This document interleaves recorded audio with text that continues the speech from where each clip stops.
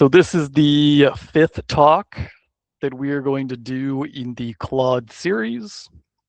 These have been somewhat progressive. And so today we're going to be talking about MCPs and, otherwise known as connectors, which give Claude the ability to reach out into other tools and services and utilize those on your behalf. And then later on, we're actually going to demo how you can create your own MCP very easily and quickly to do something useful, like these URL shorteners that we use for actually listing the different links. But before we dive into everything, just a little bit about myself and the AI Collective. The AI Collective is the largest AI nonprofit in the world with over 235,000 members. We have 190 something chapters at the moment, with a number that are, up and coming. And it's really a great organization that puts on free events to educate and bring people together, around the topics of AI. So fantastic. Would recommend to everyone.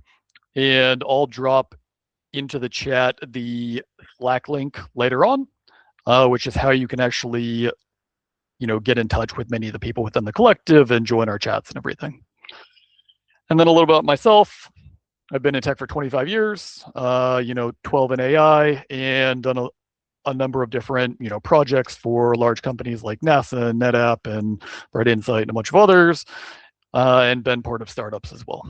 So a lot of tech experience. And so the agenda that we are going to cover today is going to be talking at a high level about MCPs, what MCPs and connectors are. And then we're going to talk about stacking. And so this is going to be a follow-on to many of the demos that we did for the previous sessions that we will talked about, and some of them we implemented, and how to stack them together with additional connectors to get more functionality. And then we're going to talk about a little bit more of a developer-themed, MCP and connector issue, which is, connecting MCPs, but then creating them and using Claude Code. And then we're going to talk a little bit about security, because the utilization of MCPs and connectors increases the security risk of using these agents. And then we're going to go over a little bit of resources, the homework and what's next, and then we'll open it up to Q&A. As always, feel free to dump questions that you have into the chat. I'll be mostly on other screens, but I'll check back occasionally in case you have questions. So framing this problem, in the previous sessions that we've done, most of our connectors do not talk to each other, right? We have individual sessions, and those sessions utilize typically one connector to do a specific task. And that can be limiting. Some of the demos we did actually utilize two, like the morning report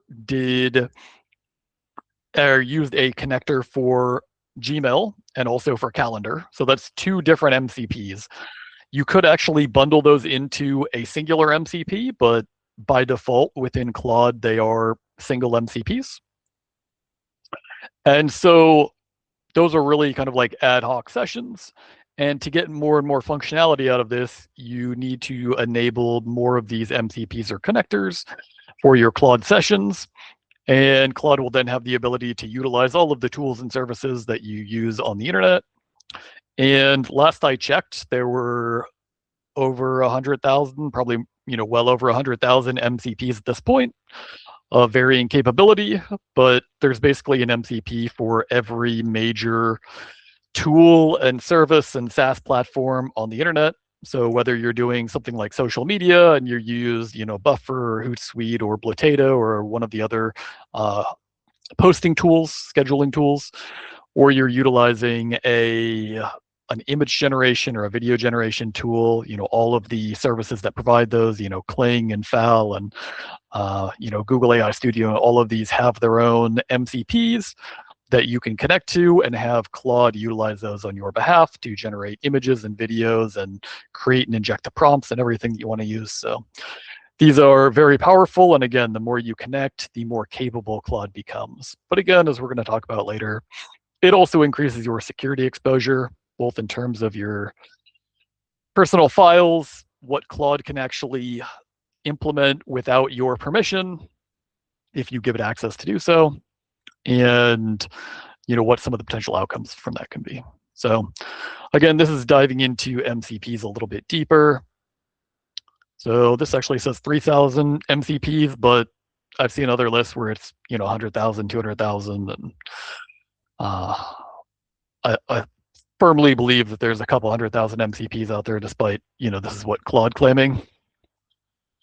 Uh, Again, they're called connectors in cowork, but most people will call them MCPs if you talk about it. MCP, if you don't know, actually stands for Model Context Protocol.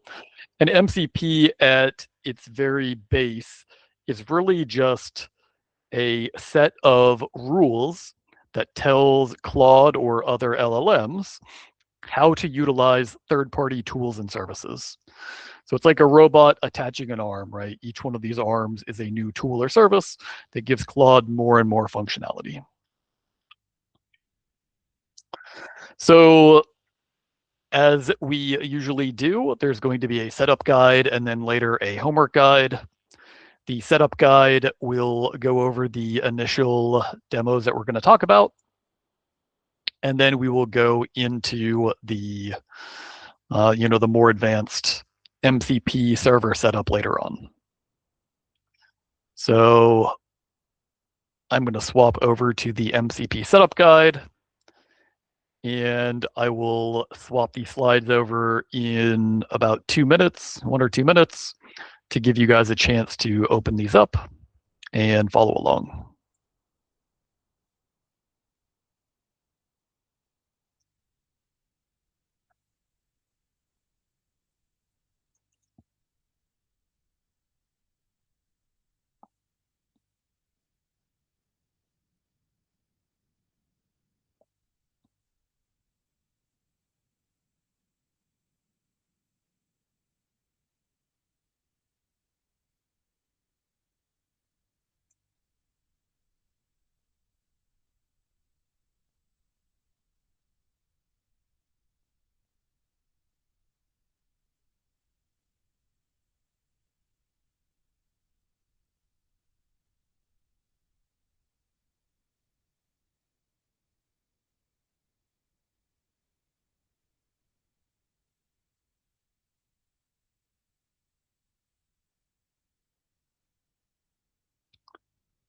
Okay, let me go ahead and check the,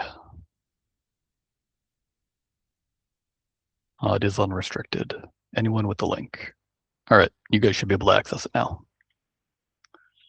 I apologize for that. Let me make sure that the homework document is also allowing access. All right, it looks like you guys have access now. I see you in the file.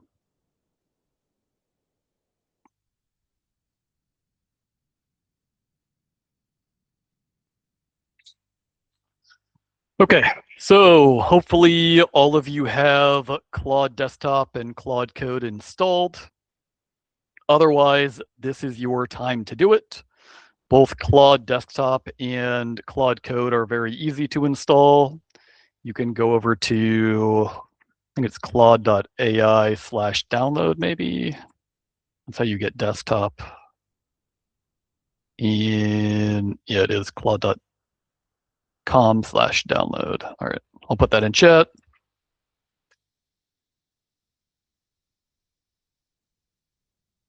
Yeah, you might need a Google account to actually sign in. I don't know. I've never actually tried looking at a Google Doc without a Google account, Olaf. All right. So that's the Claude download. Again, hopefully everyone has installed it. The desktop is very easy to install. Claude Code is also easy to install, but uses a different link.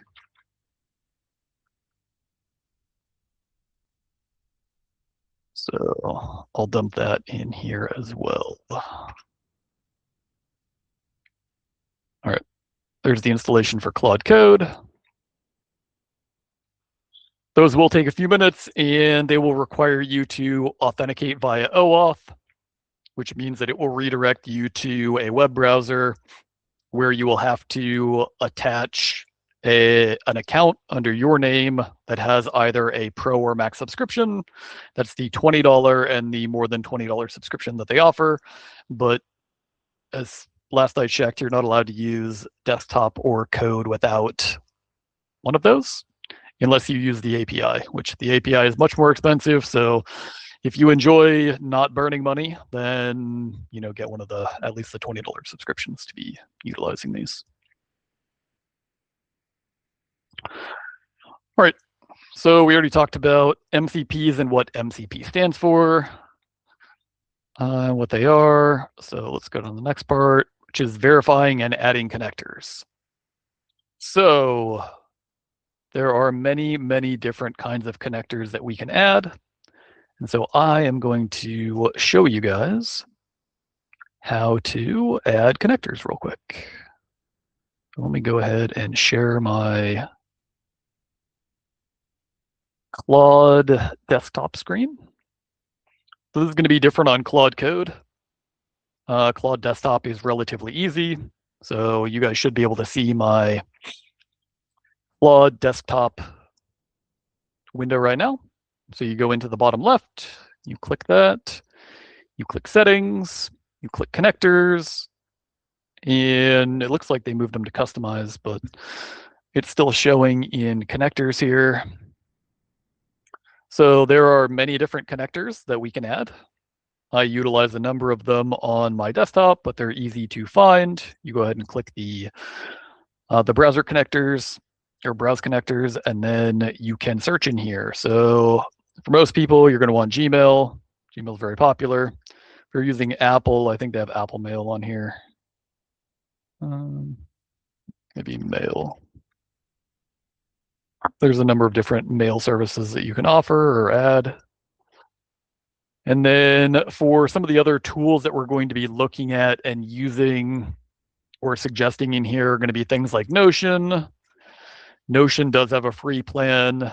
Notion is a Wikipedia style tool along with a task board style tool like Trello and Jira and those kind of tools, and has also many, many other features. So it's fantastic. I use it to manage pretty much all of my businesses. So would recommend that. And I think we have one of the demos later on will utilize Notion. So Notion's great. By default, you definitely want an email platform and a calendar platform, and probably Canva and Notion and a few others, right? But search through here. If you use Slack, you can add Slack and other messaging platforms. I don't think there's actually a Discord one. No, the Discord MCP is a custom one. So for custom MCPs, i.e. the ones that are not listed in here, installing them is as simple as going back and saying, hey, I want to install a Discord MCP.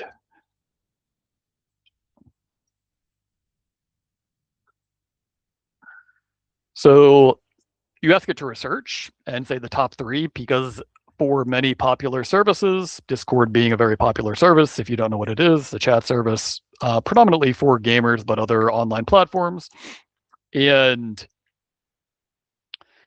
most of these very popular services and platforms have multiple MCPs that have been created by the community. Sometimes there's an official one created by the company, but many times the community ones will be more functional or will expose more tools. And that's because the companies, they kind of have to balance functionality versus legal liability. Whereas individuals in the community posting a public repo on GitHub have less legal exposure. So oftentimes the tools that you find that are, the community-based MCPs are substantially more functional and usable if you're trying to be a power user of these types of MCPs, right? So this search returned, 3 MCPs. So it said it's the broadest feature set. Typically, before actually installing an MCP, I will have it do a security check. So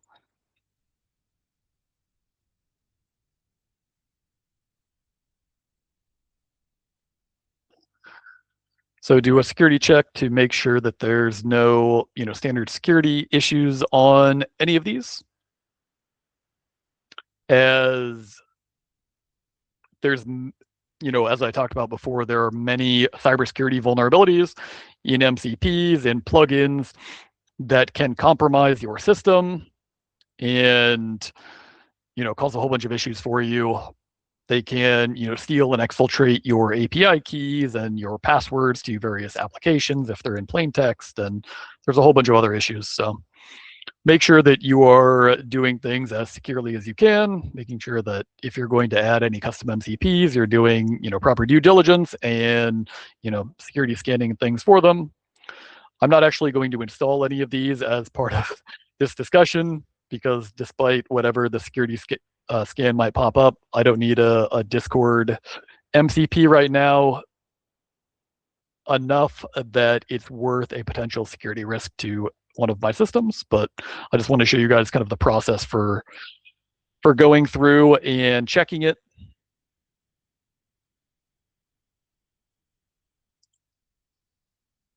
So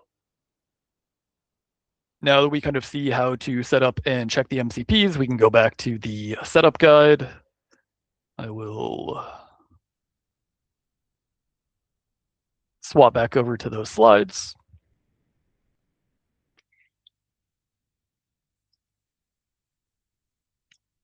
All right. So the setup guide goes into Claude Code MCP servers. So there's the CLI command to actually install Claude. I also put the link in chat. If you haven't ever used Claude Code before, you need to do so from a terminal. So a terminal is going to be, the standard Mac terminal, iTerm, a Linux terminal, Wasl on Windows, but you can also use command line, bash, PowerShell, all of these different types of terminals will work. And then once it is installed, all you have to do is type Claude, and it will boot up Claude in that particular terminal. You generally have to approve a folder, and I'll swap over to mine real quick just so you guys can see what it looks like.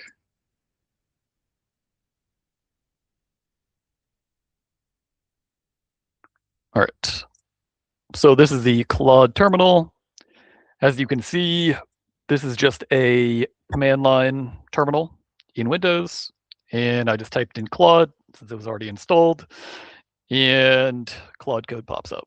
So very easy to set up and use. Now, why would you use Claude Code over desktop and vice versa? So Claude Code you can run numerous instances of as long as you don't cap out the resource threshold on your local machines. Whereas with desktop, you don't have that ability. And the Claude Code doesn't have the same access to tools like browser use that the desktop application has access to. And also many people provide or prefer the GUI experience, the graphical user interface experience of Claude Desktop over working in the terminal and utilizing Claude Code. But again, some of the features that exist, like agent teams that we went over a couple of weeks ago, you can only do in terminal, you cannot do in Claude Desktop. So it's a trade-off there for different use cases. Many of the developers that I know utilize Claude Code frequently and only use Claude Desktop sparingly, but more of the non-technical folks that I know utilize Claude Desktop almost entirely and use Claude Code, sparingly, maybe to test things out and, get their feet wet with command line coding and all of that, right? Because it's definitely a different experience. So I will swap back to the MCP setup guide now.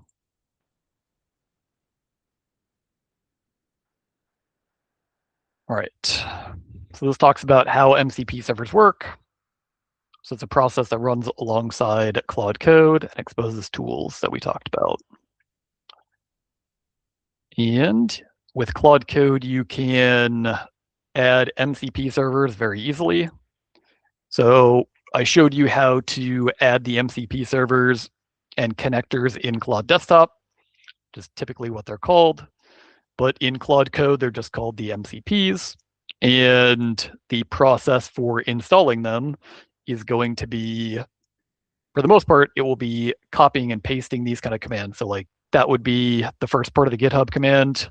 The second part is going to be this, but it requires you actually doing this part first. So if we are adding GitHub, we need to go to github.com/settings/tokens.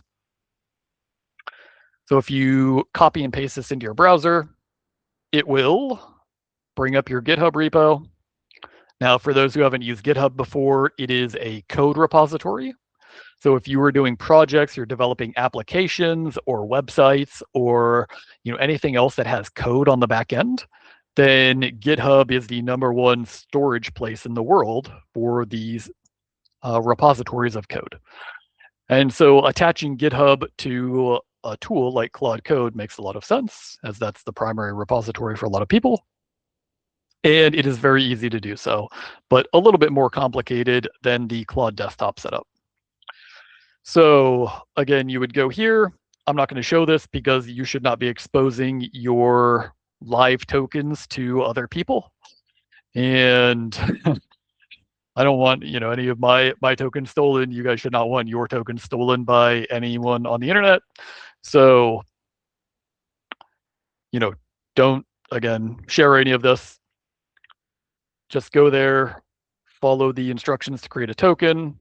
The scope is typically going to be for a single repository rather than all of your repositories. Again, when you're doing and utilizing tools like this, you want to think from a security mindset, which means that you want to be giving the agentic tool you're using, in this case Claude, the fewest permissions that it needs to actually do the task at hand. So if you are connecting GitHub and all you need your Claude session to do is to read and write to a single repo, then you need to scope that and then make sure the permissions only allow that.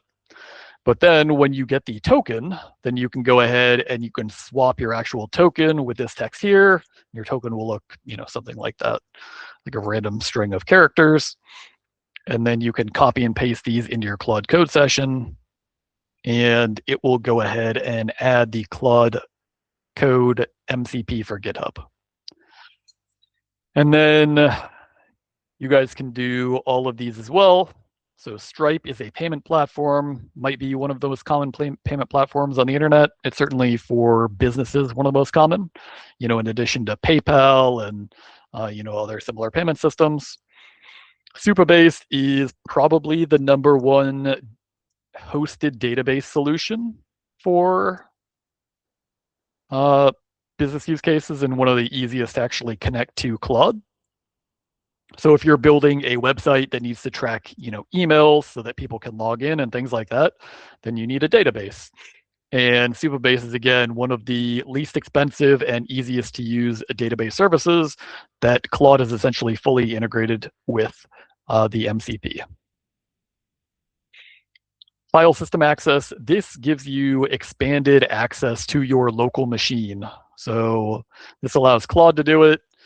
Cowork on Claude Desktop is what allows desktop to do it. So this is very important if you have a lot of files and applications on your local machine that Claude needs to access. If most of your files and code that you're going to be working on is in the cloud, right, it's on GitHub, then you might not need extended file access, but it really depends on the tasks that you're going to be doing with your computer. And then you can verify. So sometimes you'll need to reboot. You'll definitely need to reboot Claude Desktop. You might need to reboot Claude Code. Sometimes it will actually pick up the MCP servers and sometimes it won't for me. So to reboot, you just need to, click X, drop the session, and then restart the session, at least for Claude Code. For Claude Desktop, you need to not only drop the window, you need to go into your icons in the bottom right of your computer and find the Claude icon and right-click it and click Quit. That will actually shut down Claude Code, like all of the active processes running for Claude Code, and allow it to reboot, and then it should pick up all of the new MCPs that you've installed afterward. Again, that's for Claude Desktop. Claude Code's a bit easier. You just need to drop the terminal and then reboot it. All right, I'm going to switch back to the slides a little bit because there are some interesting additions that we talk about in the slides before we go into building our own MCP server. But real quick before we do so you guys can get a head start, to build the MCP server, which is going to be a URL shortener, you need to go ahead and sign up at app.dub.co. And then within that account, let me see if I can bring it up real quick, app.dub.co. So within that account, you will need to go into account, I think it's account settings. Maybe not, maybe it's workspace settings. Yeah, it is workspace settings. All right. So I'm going to swap over to that screen real quick and show you guys what you need to do so you can prep that while we go back to the slides and talk about something else real quick. All right. So you guys can see this key is not actually exposed, just the first and the few last characters. So we're not going to show the actual key, but this is the key that you need, and you will need to create the API key as part of this. But to get here, you're going to go through real quick signing up for app.dub.co, which you should be able to do very quickly and easily with Gmail.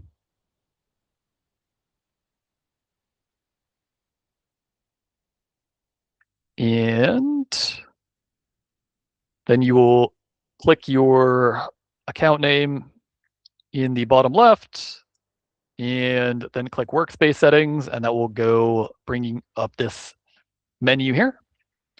And then you're going to go down to API keys under developer, and then click create API key. And then you'll name your API key, so Claude test or something like that. You'll give it permissions.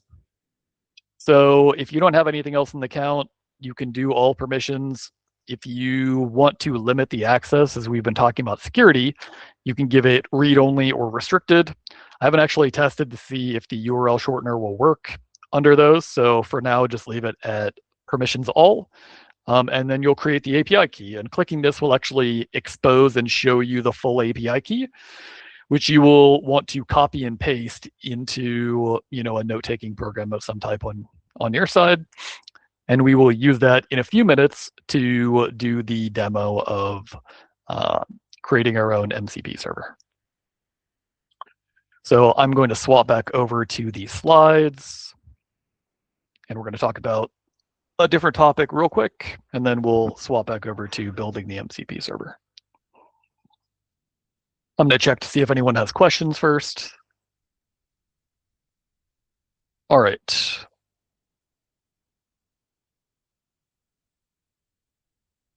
It looks like Andrew asked if there's a link to the guide. So yes, there is the setup guide. This is the link right here. I will again post it into chat for you.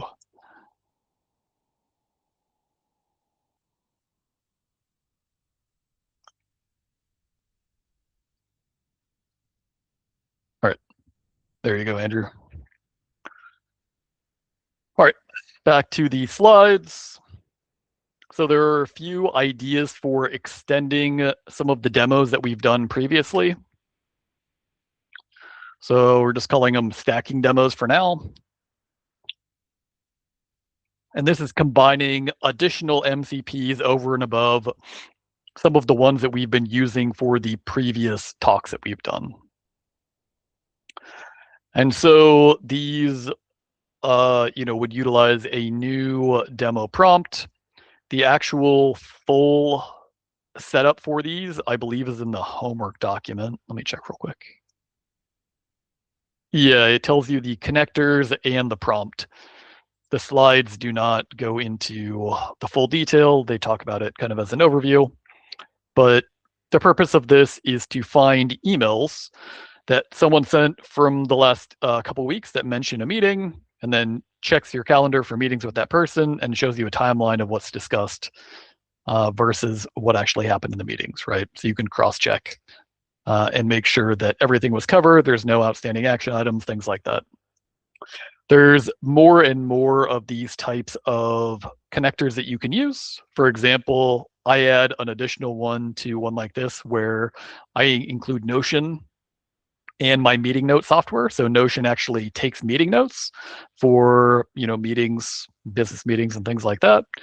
And those notes are then output to a note file, which are then ingested into Notion and tracked in a Wikipedia style format. And then any action items from the meeting are actually stored in a task board specific to, that business or that team and assigned to the relevant members that were part of that meeting. So human beings don't actually need to be taking manual notes for the tasks that they need to do, right? AI will do it for you. It will assign you the task, including a potential date if there was a date mentioned. And so you can get a tremendous amount of, note-taking done and automated, both for meeting prep and for post-meeting, project management and team management, which is fantastic. All right, Slack plus calendar. So this allows you to get Slack context from individuals and events mentioned in various Slack channels that it has access to, and aggregate those for you. So there's a lot of Slack channels. One of them that we mentioned before is the Slack channel for the AI Collective. I know many people within that within the AI Collective are utilizing tools like this to analyze and respond and talk to people. I sometimes chat with my AI Collective colleagues through Claude or other agentic software that has access to Slack, so I don't actually have to log in. But it is limited in that they can't pass along files and things. If you're trying to give your coworkers some of the files that you have locally that maybe you're editing, like images from events or something like that, you can't actually do that. But Claude can still reach out and message them, and it'll actually say from Claude on there, which some of your coworkers might get a kick out of. All right, the next one is Gmail and Drive to find out everything about a project. So search Gmail for emails about a project and search Drive for related files and show what the emails say that's not in any document. So this allows you to cross-check to make sure that the detailed project files that a company would need to maintain track across various teams is being, continuously updated and everything. And again, I would add Notion to this. I mean, Notion is my personal favorite tool for tracking these type of projects. Within Notion, you just have a Wikipedia page or even multiple pages dedicated to a singular team or a singular project. And then it can aggregate all of the files from Drive, from Gmail, from Slack, from any other information source into the wiki entry for that particular project. And then everyone that utilizes it can stay on the same page. And it's very, very easy to set up. Now it's actually talking about Notion. So Notion and Asana. Asana is actually kind of redundant in here. I don't think Claude actually knows that that Notion does all of the things that Asana does and more. But Asana is a fantastic tool as well for project management. It's just that Notion basically does everything that Asana does and many additional features. There's also a free Notion plan for those of you who've never used it before. You can go ahead and use Notion. You can connect Notion to Claude with the Notion connector, all for free. And I think you're only limited to one workspace, but that workspace allows you to create hundreds, possibly even thousands of wiki pages and a task board all within that singular workspace. And as long as you're using it just for you, I believe that all of that is free. I think as soon as you start adding additional people or you create additional workspaces, which would be for different companies or different teams within a company, then you would have to start paying like $10 a person or something like that. But it is a fantastic tool, and if you're just trying to track your own projects and everything, highly recommended that you utilize it and connect the Notion MCP. All right, let's see the last one that it brought up. The 4-service stack. All right, so this last one is Slack and Asana and Drive, and then Slack again. Okay. So it finds messages, identifies gaps, stores a report, and then delivers these to the team. So this is actually really good for a routine or a scheduled task like what we talked about in our previous talk, where you can set these type of recurring tasks to happen, maybe on a Sunday. So, you guys work Monday through Friday, and then over the weekend, these routines, these recurring tasks that are either housed within Claude.ai, which is the web, and then run from the web, or locally on Claude Desktop utilizing Cowork and schedule tasks, you can have these, again, run in a fully automated fashion with all of the connectors, and you can specify the output, the type of reports that you want to deliver, the drives and other information stores that you want to give it access to. And Claude can go ahead and run these again in an automated fashion at whatever time and day you would like it to, whatever frequency or cadence you'd like it to, and make sure that all of your files in your Notion, in your project management tools are all up to date, and deliver a report that everyone on the team can read, start of Monday morning. So everyone is aligned, they know what needs to be worked on, they know who it's assigned to, and everything is very clear. And that way, maybe your Monday morning stand-up meetings go from being an hour down to 5 minutes because AI did all of the heavy lifting of making sure everyone's on the same page. So it's something that I use personally for businesses to make things, again, much easier and quicker. But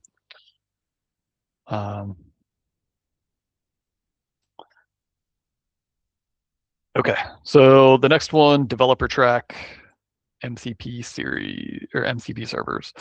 So yeah, we talked about using connectors, and then Claude Code. Hopefully you guys went ahead and have Claude Code set up, and you went ahead to app.dub.co and got your API key.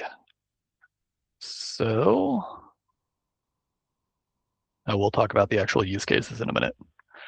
So we can swap back over to the Claude MCP setup document, and we can dive into building our own MCP server real quick because it's actually relatively easy. So the API key in the app.dub.co account that we found before, if you weren't paying attention, I will swap over to that account real quick and go over it for anyone that just missed that part. So you go to app.dub.co, you sign up, and then once you sign up, you go into workspace settings. So workspace settings is here, and then you go down to API keys in the middle here under developer, and then you create an API key, and you can name it whatever. So Claude test, and you want a U key, and for right now, do permissions all.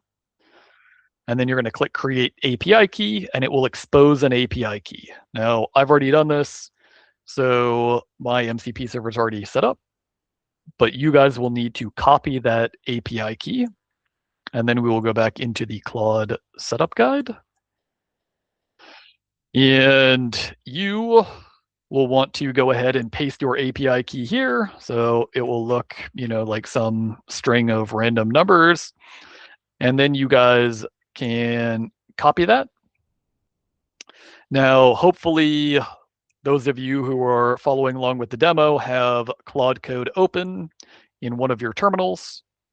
And if you do, then you will copy and paste this over into your terminal.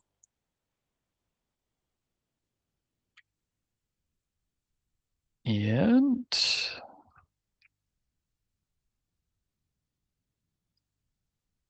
Let me go ahead and share it with you. So I will swap screens over to the terminal real quick.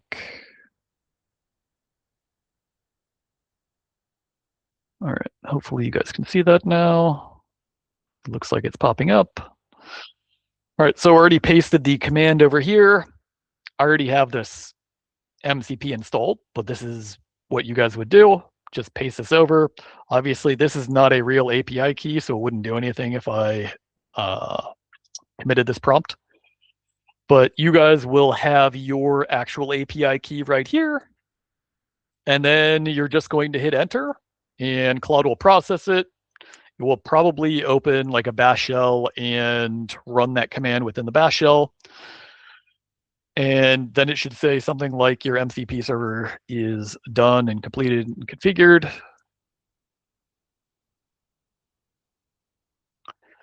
And then I'm going to swap back to the MCP setup. All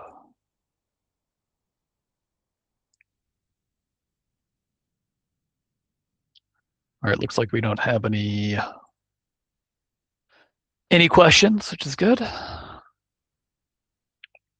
All right, so after doing that, we need to restart Claude Code. So this is one of the cases where most of the time Claude will not pick up on the new MCP server until it has been restarted. So to restart Claude Code, you can just drop the window and start it up again and then type Claude. Easy way. And then once you're back in Claude, you can copy and paste this command. So this would be the actual command that you would send over. You don't have to use our link. This is just the link to our meetup page, the AI Collective Hampton Roads. So you can replace this with another URL that you'd like to shorten, maybe for a group that you run, like a Discord or a subreddit or a business you run or something, a website that you own. So put whatever URL you want in there and then, give it the command, shorten this URL. And then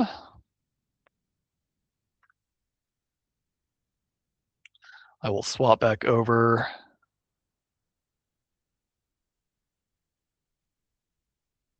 And you can see it finishing up that shortened URL. So as you guys can see, I pasted in the command, those right there. It ran a process, and it ended up with this tiny URL link, which I can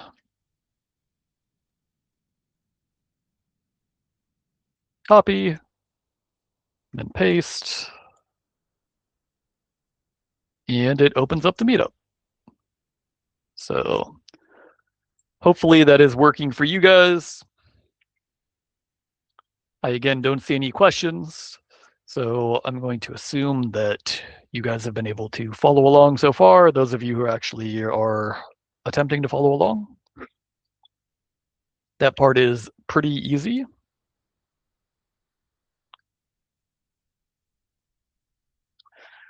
Then we will swap back over to the MCP setup doc again. So the next part is the more advanced part, though again, it's just copying and pasting. It does require the creation of the project and installation of MCP within that project, and then the creation of a JavaScript server, and then adding it to Claude Code, and then testing it.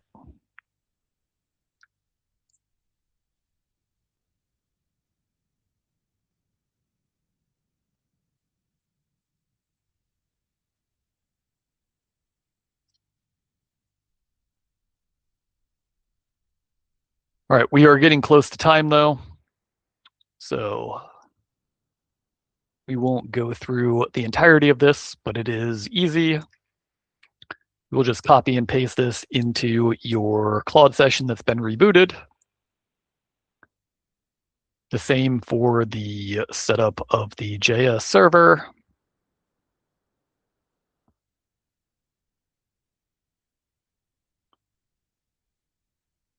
And then adding that server to Claude Code.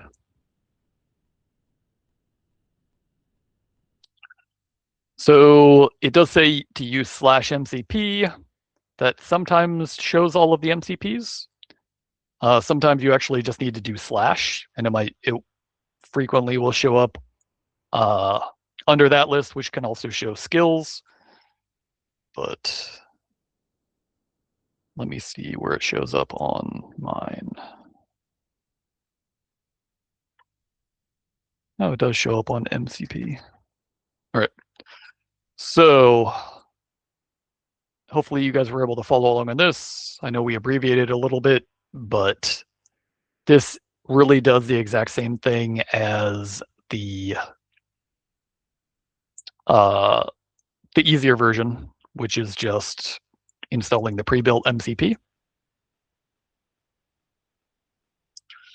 And then you will need to reboot Claude or restart Claude if you're using Claude Code, which is what this particular section is on. So you should have to restart Claude Code.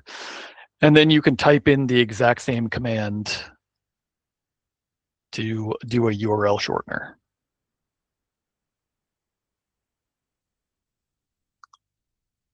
And the code that I pasted in there for setting up the JavaScript server and everything is still running. So it's probably still running on your guys as well. We are going to swap back over to these slides again so we can finish talking about the remainder and then open it up to any questions while this code finishes installing.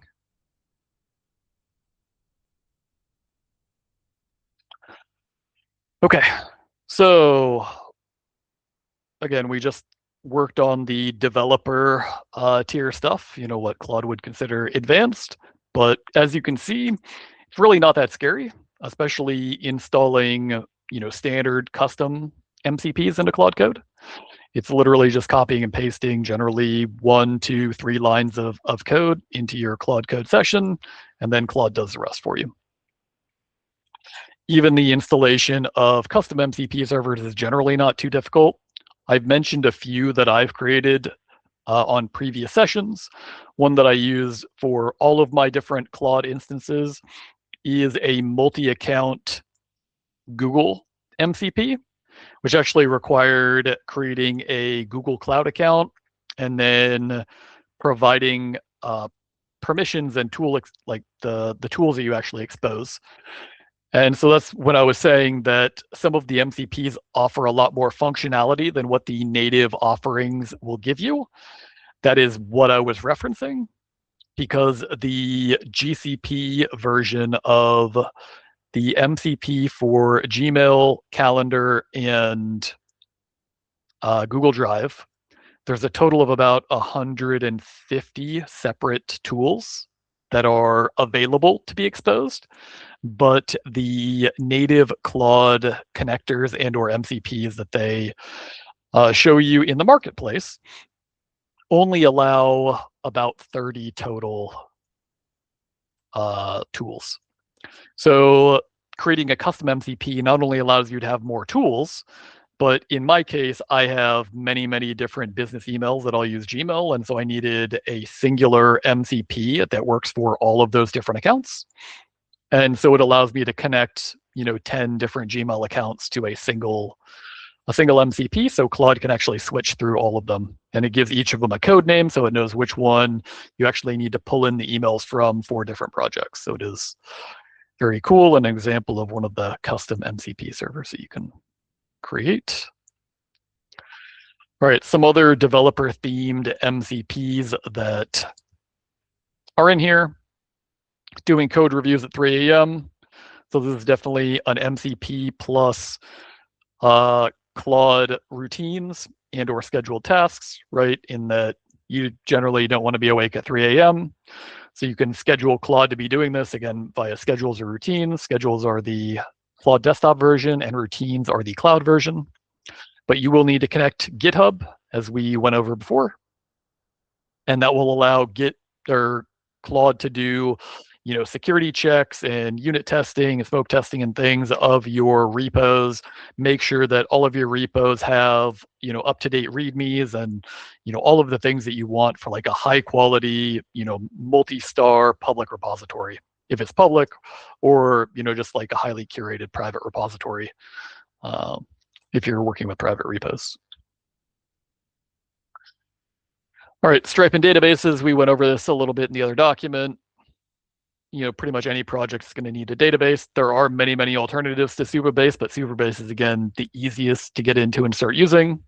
All of the cloud providers, Microsoft, AWS, and GCP, and then, the other ones like Oracle and Alibaba and the other clouds as well, all offer storage and database services.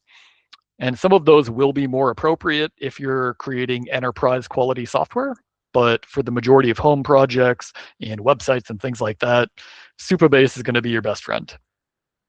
And Stripe, again, if you just want an easy payment system and you have a business or you're thinking of starting a business, Stripe is going to be the easiest to set up and integrate and has the best MCP of any payment service that I've seen and tried. And I've tried 5 or 6 of them, including PayPal and, the other most common ones as well. All right, so we built that MCP. The code completed on my side, hopefully completed on your side as well. We'll check back on that in a minute. The 4 stacking patterns. So this is just an overall framework for how to view this. So cross-referencing. So pulling from 2 different data sources and comparing them, and then getting a delta, and then seeing which one is the more accurate delta. Sometimes it will require a human in the loop to determine which one of those deltas is correct, i.e., if some of the tasks have actually been completed but not marked off, or there were some things that were missed that should be on the task board that aren't actually there, right? Pattern 2 is gather and report, so pulling data from multiple sources into a single document. Again, I have pretty much everything of mine connected to Notion. I have 10 different workspaces in Notion and 50 different people that I work with all connected to them. So it's an incredibly powerful tool, and Claude is able to literally go in and do everything in there, from managing the task board to fully updating and curating and assigning things, within the wiki section and all of that. So fantastic tool.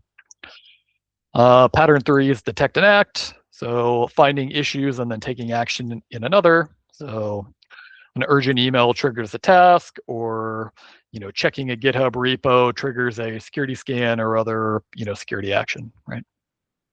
And then auditing, comparing 2 systems against one another. Again, auditing is also part of a function of compliance as well. So if you work in cybersecurity, compliance is a huge function that can again be largely automated due to AI.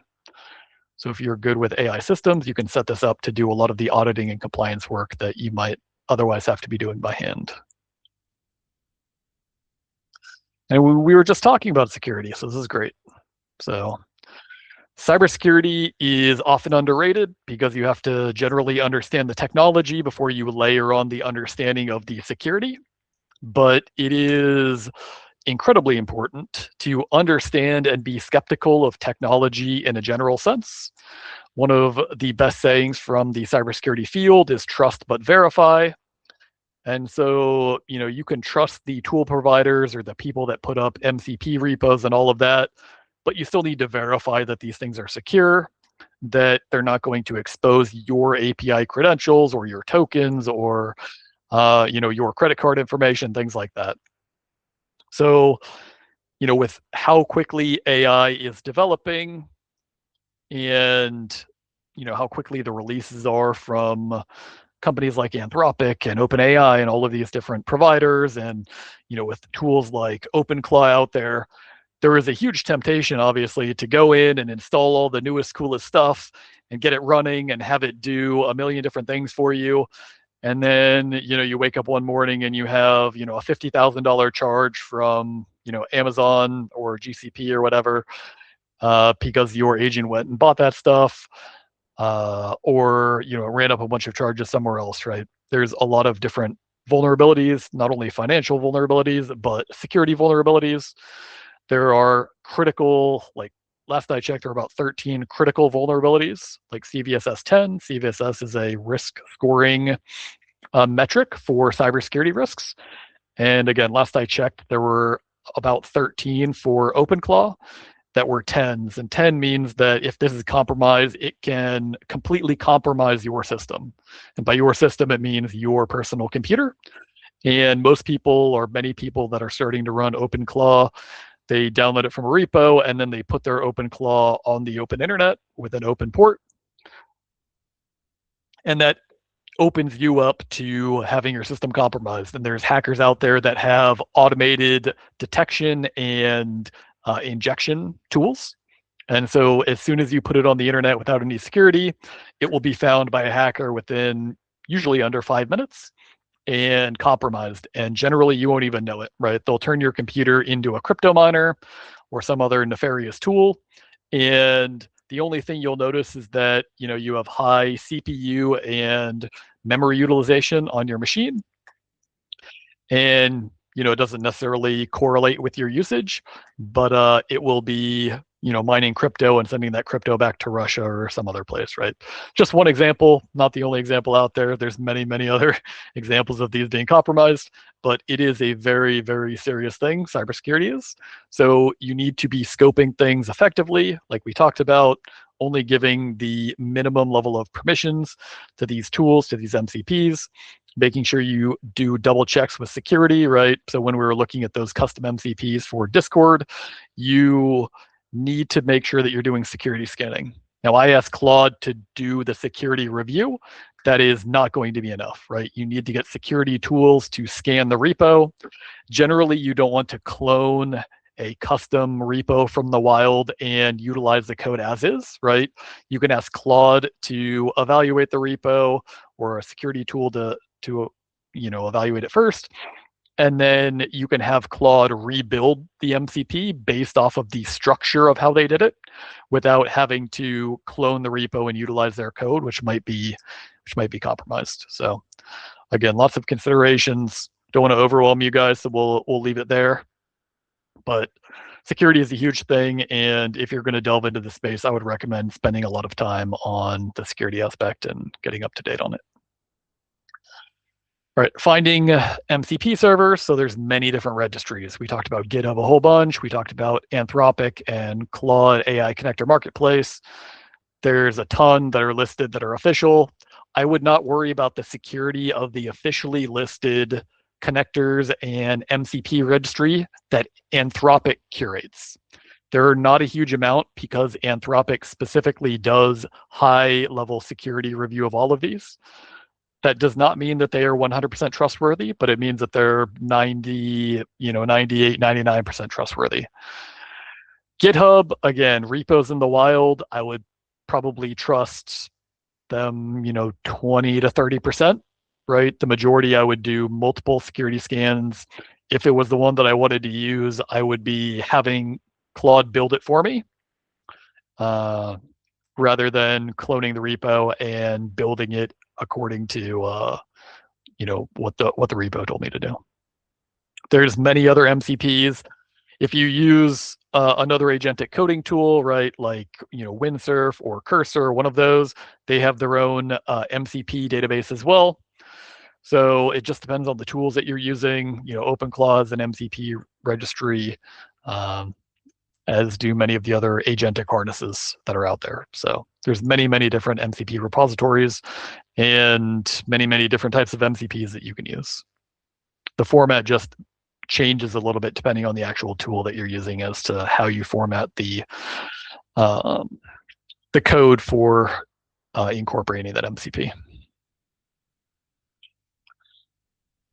All right, so resources. We have a bunch of resources for you. We have a homework guide, totally free. This includes a lot of additional use cases and prompts and things from the talk that we did today, and also additional ways to extend some of the learnings from today. We have a few paid kits that we put together that are copy and paste templates for a lot of different workflows that businesses and even some individuals would use that are over on Gumroad. If you are a business and or interested in private training and workshops, we do this on a regular basis. And we have 2 new events that are coming up very soon. So we have May 19th, which is next Tuesday, and then the Tuesday after that. So next Tuesday, we're going to do Claude skills. So today we talked about MCPs, right, which are, adding tools that can be used. Claude skills are ways to reproducibly do complex actions. So if we were talking about doing, proper secure development for applications, right, we're going to have a, secure MCP building tool. That's going to be, one of the skills that we build. And so that will, search for MCP repos for the type of use case that we're trying to build for. And then it will, scan the repo. It will pull over the relevant architecture and then rebuild it on its own, right? And all of that will be baked into a skill. So you don't need to ever think about the actual process again. You don't need to go through an extensive conversation every time you want to set one of these up. All you will do is a / command and then the secure MCP build skill, if we name it that. And then tell it the use case and it will do everything else for you, right? So this allows you to reproducibly do a lot of very core skills within the Claude framework. And so this will be a great session. And then the last one is going to be the most complex session that we have ever run. And it will be utilizing the Claude Agent SDK. SDK is Software Development Kit. And so we'll be using the software development kit put out by Anthropic to build custom agents and power them with one of the Claude models. So again, this will be more complex than the other stuff that we've done.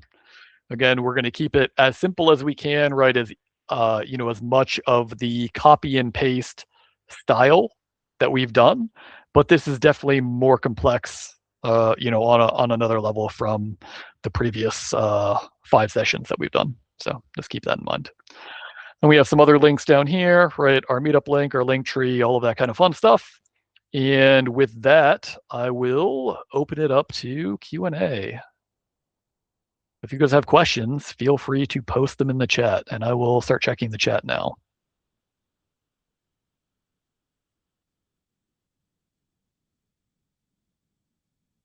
Okay, said it's showing up as is instead of on tinyURL, like it's replaced. So are you saying the link doesn't function, or are you saying the link is different than the tinyurl.com link that I was getting, or something else? Also, Olaf, didn't see the copy and paste, some display delay. I don't know which copy and paste you're referring to, whether it was the code for the custom setup or not. I did show some of that copy and paste, but I didn't show all of it. All right, Matthew says, can one destination URL have multiple shortcode aliases? Yes. You can shorten it multiple times. If you want to have, a tinyURL shortener, or, you can get a dub.co shortener. You can get multiple different shortcodes. You can get QR codes for shortening them as well. They will all work. All right, and then for pattern 3, do you recommend requiring human approval before the agent takes action in another service? So that depends on your use case and the guardrails you've put into place. So by default, it also depends on the model you're using. So by default, Claude, especially Claude Opus, has some security built in, especially security from prompt injection and other baseline cybersecurity issues. So you can have more trust in Claude doing it than one of, maybe the older models of Claude or one of the other models from, Google or OpenAI, or especially one of the Chinese models. So Claude has the most security built in against prompt injection, other attacks like that. So that part, again, more secure. For the actual multi-step agent function, again, Claude's the most functional agentic model that exists. So keep that in mind, in that if you're using a model for agentic functioning, Claude is going to most successfully do it. And so from a reliability perspective, it's also going to be the best, and require less human intervention.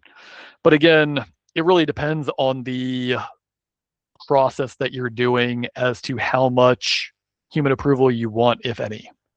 So if I am doing a production workload, I will have human in the loop somewhere guaranteed every time. If I'm doing cybersecurity, I will have human in the loop somewhere all the time. If I am doing website development for a personal project, I will have human in the loop none of the time, right? So again, it is very use case dependent. For production, you almost always want human in the loop. For cybersecurity cases, human in the loop. For financial transactions, human in the loop.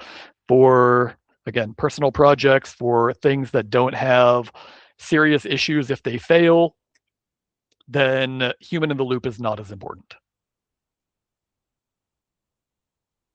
Can you paste in the message board? I'm not sure what message board you're referring to.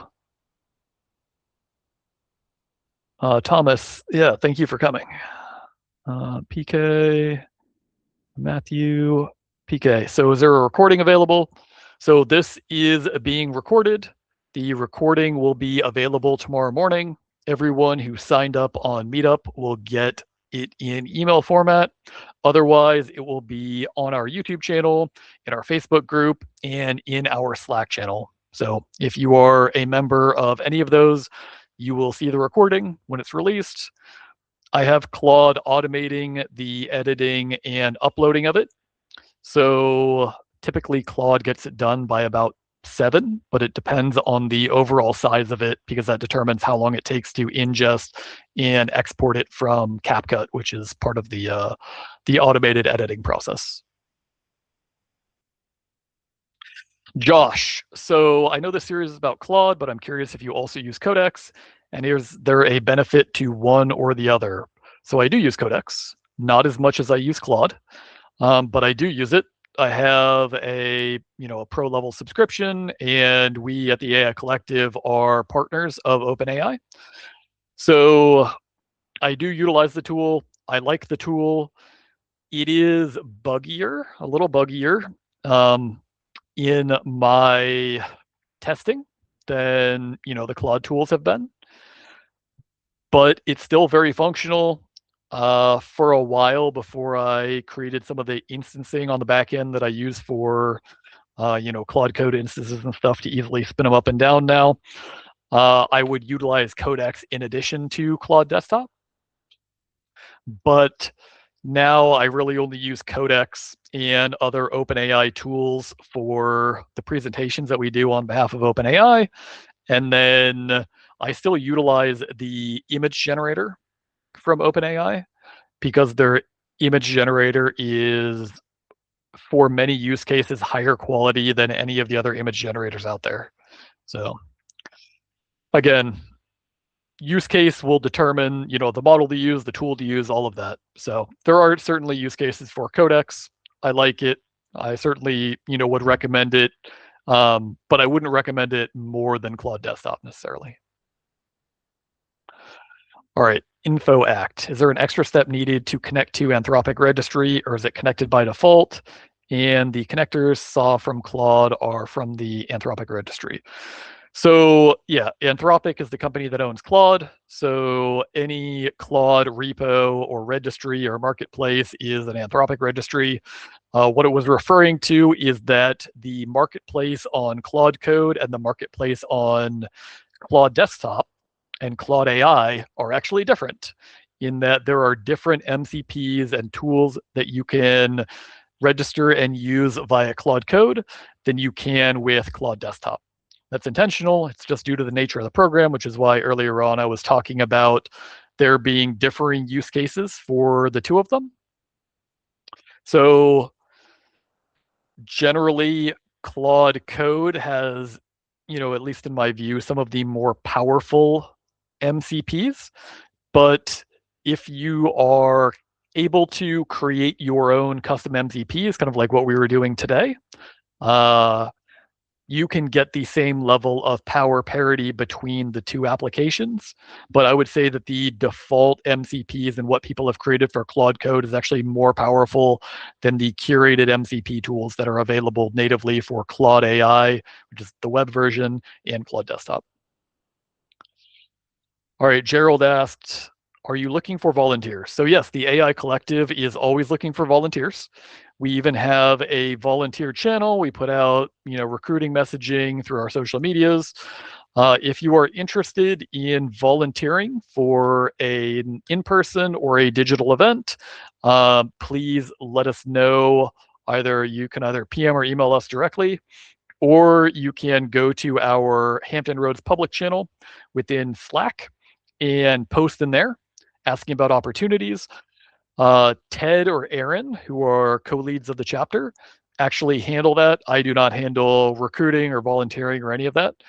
But I can direct you to them, and they, have regular meetings with all of our volunteers and our community leads and all of that. So if you're interested, please join the Slack or reach out to myself or Ted, and we can get you hooked up with that program. All right, it looks like someone posted in the QA as well. So can you post the Slack channel? Yes, I will grab the Slack channel real quick and post it.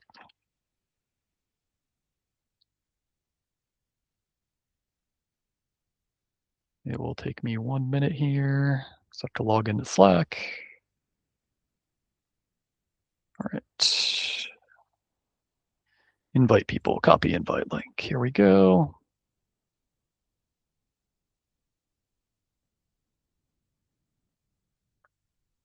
All right, there's the Slack link to join the AI Collective Slack.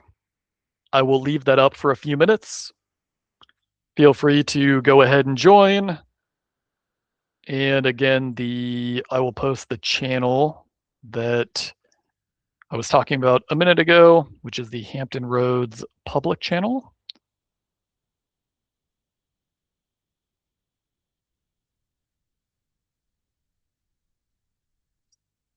So that's our public channel. You will typically need to search for it. So you'll just paste that into the top bar, the search bar in the top middle of Slack. That should bring up the Hampton Roads public channel. And then you can go ahead and post in there. Or again, you can search for either myself or Ted Patterson. Ted Patterson is our co-lead. Aaron, who's another co-lead, is actually out right now. So it would be best if you DM'd either myself or Ted, and then we'll get you connected with the volunteer stuff. So again, if there's no other questions, I really appreciate everyone for coming today. Hopefully, you learned something about MCPs, about Claude Code, about, some of the other stuff we talked about. Definitely pay attention to the security stuff. The other two talks that are coming up are, going to be great. Again, extending our knowledge to skills and then the agent SDK. So I'll be excited to, see many of you guys if you're interested in that. But otherwise, again, thanks very much for coming, and I will see you next time.